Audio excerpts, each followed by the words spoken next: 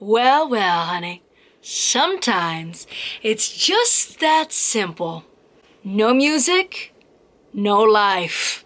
Vinyl Guru in the house. Here to talk to you today about why you should get into vinyl. How to start getting into vinyl as a beginner's guide. Let's get into it. Vinyl Guru, Vinyl Guru. Vinyl Guru. Now, of course, many of you that watch me already have quite the elaborate vinyl collection. But even though you may be the ambassador in your neighborhood, your friends might not really understand it yet, your co-workers, damn it, your dentist. So let's try to seep those darlings into our world and make them understand how fabulous it is to dive into the world of vinyl. Yes. So here are some things I will tell you as a more experienced collector. Things to do, things not to do, things to understand along the way as well there. So let's dive into it. So the first thing I'm going to tell you is a major pro tip is to, well, if you want to start, just start. Buy a record. But I would recommend that your first record be at least something that was quite sentimental to you. Something that you always adored, something that you've always wanted to hear again and again and again. An album that never got old to you. Because of course, as that being your first is a beautiful gateway and entry into the rest of your addiction. So let your first album be an album that you really want to devour, dear. And by devour, I mean every song on there is just sheer genius and enchanting. Why I say this is because this is a format that is not a single-driven format. It's not driven by singles, it's driven by album format. So it's really meant to be absorbed, soaked in. And to be honest, it is quite annoying to have to constantly skip tunes to get to one that you like if it is an album that is like that. So I really recommend to you in the beginning days to really get albums that you really enjoy and have enjoyed forever. So that is a great tip for you to dive into, but a pro tip to note is that you will never be fully satisfied once you really start getting into this. What I mean is, as a vinyl addict, which you hopefully will soon become, you will start to realize that you can never be fully content because you will never end up getting exactly everything that you want. There will always be something that will be forever on your list, but this is also part of the fun of it. A pro tip that I tell both beginner and intermediate collectors is that you need to accept that you won't be able to own everything that you've ever wanted. And you probably never will. But you need to really appreciate and enjoy and cherish what you do have. You'll come to realize this much later, dear. In advance. I want to preface by not letting your shame get in the way of your curiosity. I don't want you to not go through this journey of discovery because you feel like you're getting shamed in the process of it. Again, shamed by people who think that they, of course, know more than you, better than you, the snobbery of the community. Please do not be fooled that there is greatness out there. There really is. There are great communities out there that you can really reach out for and they will give you the helping hand. Our community, the vinyl community, dear, is quite a loving one for the most part. So if you are getting really passionate about music and really want people that speak the same language as you, find them. Find them out there. They're on Facebook, they're on YouTube, they're on all of these different forums. They're out there and they're ready to give you the knowledge that only you and they would appreciate. So don't feel bad reaching out to get a little bit of advice. If you have some questions, ask them down below in this video. We'll be happy to help you out. We'll be happy to share this experience. That's what this whole thing is about. So don't tread the deep waters and look ahead when you haven't dipped your toes in the shallow end yet. If you are an absolute beginner, here is how vinyl works. Now, there are different sized records. There is the standard 12-inch record, the regular album-sized record. And then there are 10-inch records that fit like so. 10-inch, you know, smaller than that. And then, my dears, there is 45s, as they call them, 7-inch records, but 45s, you know. So, smaller and smaller and smaller. And as well, they have 3-inch records. Now, these were more gimmicky. They didn't do as well, and they're still trying to push them now to you these days. But you see, there are the 4 different playable sizes there.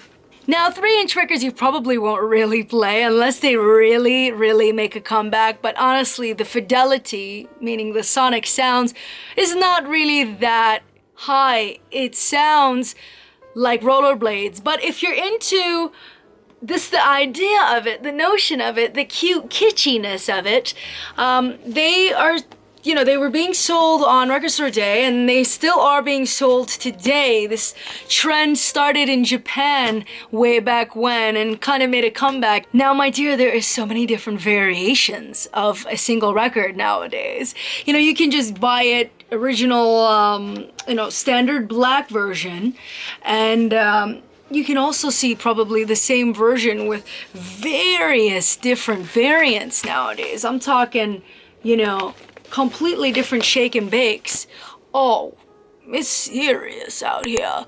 And you know, the thing is that some of these are becoming really limited because there is indie exclusive color variants now, web store exclusive color variants and all of that. It's getting really wild. So some of these colored vinyl records are getting more rare, quote unquote, than the standard black, but it's just something interesting to witness as of late.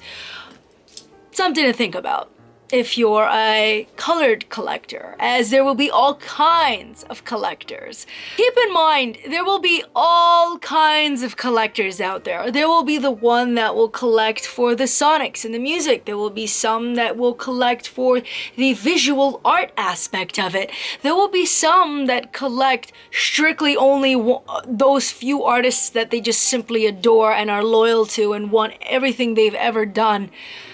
And that's okay. Now, another thing to think about, my dear, is the fact that there is an entire grading system put into place for vinyl collectors. If there ever comes a time that where you need to sell some stuff, or you need to buy some stuff, or you want to trade some things, which that day, I promise you, will come as a vinyl collector, you need to know that there is an entire grading system and guide put in place to make sure that this transaction of some sort can be fair and be put accordingly.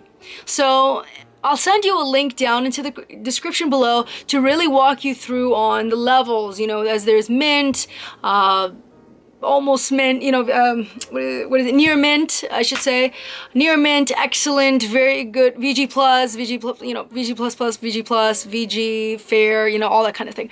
It really walks you through extensively. So it's very important when buying vinyl online, because sometimes it can get real tricky waters. Now, honey, you really need to understand the grading system when looking onto sites like eBay or discogs, because they heavily rely on that language. So if you're not buying a mint sealed copy from a retail store online or something, it's truly important to understand that grading system. Now, when starting to buy records, most people now choose to really catalog and organize their collections to a site like discogs, to really have everything out there laid out so that they can reflect back on what they do have and everything about it, really.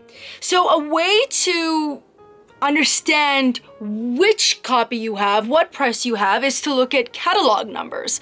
Now, let's use this T-Rex slider record for an example here.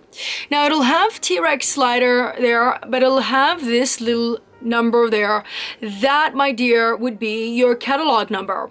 You would either find it on the spine, you could find it sometimes on the back corner. You can also find it most times on the actual record there. Like so, right there.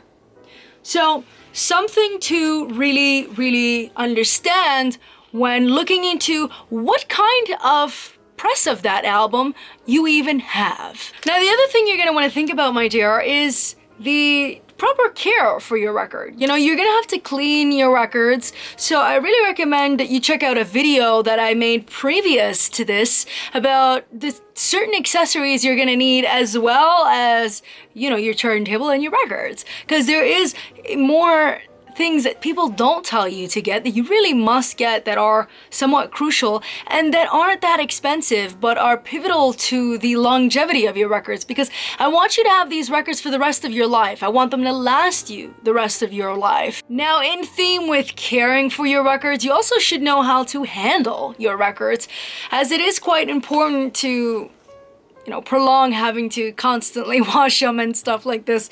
But when you're in the store looking at a record and trying to figure out how the condition is and all of that, there's definitely a proper and improper way to handle the record and actually check, you know. So if you're in the store, you know, you want to check out the condition, best thing to do is to pinch the hole. That's what I like to do. I like to put my middle finger on there and my thumb right on there. So you're kind of like, hey, pizza man, order for the pizza. So that's what it is. You have the three fingers here, one finger there, one finger there, and it kind of helps me navigate and, you know, look through and navigate what I'm looking at. This is the best way to really get a hold on it and not, you know, feel like you're pinching the record and, you know, having to do that, because you want to avoid getting your oil secretions on the record. Oil and that kind of grime definitely is a lot harder to get out of the records when you are trying to clean them out, dear. It's rougher than dust. The other thing, as your fairy godmother of vinyl, is I want you to not fear the snobs that come with this community, because really the majority of us are lovable creatures, trust me. It's just the small few that really ruin the fun for everybody, dear. So please understand that it really is a beautiful thing. Enjoy it, embrace it, and don't let the snobs that say, oh, it's not vinyls, it's vinyl with no S, don't let them deter you from enjoying the damn records. You're probably gonna need a turntable to spin those lovely circly things on. Oh yes. And there are some companies that are really offering great affordable, you know, budget-friendly turntables out there for you guys. You know, loads. I can leave them all in the description below. Companies like Sony and Audio-Technica and Project, U-Turn, Fluence, the list is endless, honey. But if you need a great turntable for a great price to just get your feet wet before you really start getting into those deep waters, they're a really great way to start. Now, sweetie, I'm not gonna recommend you those all-in-one turntables, because they're not going to give you what you got into this format for. You know, that warm blanket feeling? You're not gonna get it from a turntable that is like, you know what I mean, those Crosleys and Victriolas. They're not going to give you that sensation. Not only does the sound is quite limiting. You can't really adjust volume controls that much. You can't really do much on them, and speakers are built right into them. And think about it, a needle is going on them, and if you're blasting it like how I do, you know, that needle is gonna be dancing like a merengue class. So if you want to really have some great stuff but for a more affordable price and for you to get a better sound, because my dear, I find that those only cater to mid-range and don't really give you those wonderful highs or lows at all, so you're not really getting the full dynamic range. I will give you, like I said, those in the link description below. So honey, once you get a turntable and you have some records and you're really eager to play it, don't forget you are gonna need a bit of a setup first. You're gonna need a turntable, speakers, an amplifier, a preamp if your turntable doesn't have a preamp, which generally it will tell you if it does or not.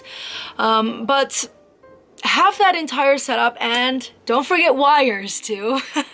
You will be ready to bang this out. The other thing to keep in mind is how you organize your records and how you keep them safe to prevent them from wear and tear and have them again lasting your entire life. So you don't want to have your records, you want to have them stacked vertically like how mine are. You don't want to have them, on your table. Once you start having a bit of a collection, you start having them and you stack them straight like this on your table. You really don't want that happening, because eventually you're going to start creating a little bit of ring wear and just pressure onto your records over time. You don't want that, dear, because the only ring we ever want is the one on our fingers. The other thing I want to tell you is that you totally can do this on a budget, dear. There are so many ways to get records, flea markets, thrift stores, pawns, like the cheaper sections of the record stores, which most record stores do have. So there are cost-effective ways to approach it. So don't give me the excuse that, well, REKKIDS are too expensive. It's an expensive hobby. It is, and it can be, but where there's a will, there most definitely is a way. What you need to understand too is that what you're doing here is preserving history. A little bit of history every time you buy a different record. So you only live life once, so enjoy and get what you really want, dear. And enjoy it and play it and spin it and spit it. That's right, I'm telling you, you pay to play. Ooh. Controversial, I know. Ooh, pay to play, honey. Ooh. But yes, look at that record, enjoy it, and then crack open that record with an X-Acto knife and really live it up, honey. Yes, be a rebel. Because of course, you do only live once. Unless that is, you are an interdimensional being that can jump between realms. I don't know. But you need to understand that you only live once, damn it. So enjoy it. Enjoy it. Well, I hope that gave you a bit more of an understanding about the basics of records, how they work, and a bit more of a leeway to make you feel more comfortable to push yourself out there and really enter the world with us, dear. Because we love you, we adore you, we embrace you, we see you. Yes, we do. We know you want in. And this ain't a secret club, honey. It's inclusive, not exclusive. So climb aboard the fabulous train, honey. Honk, honk. Now with that, I bid you a toodaloo.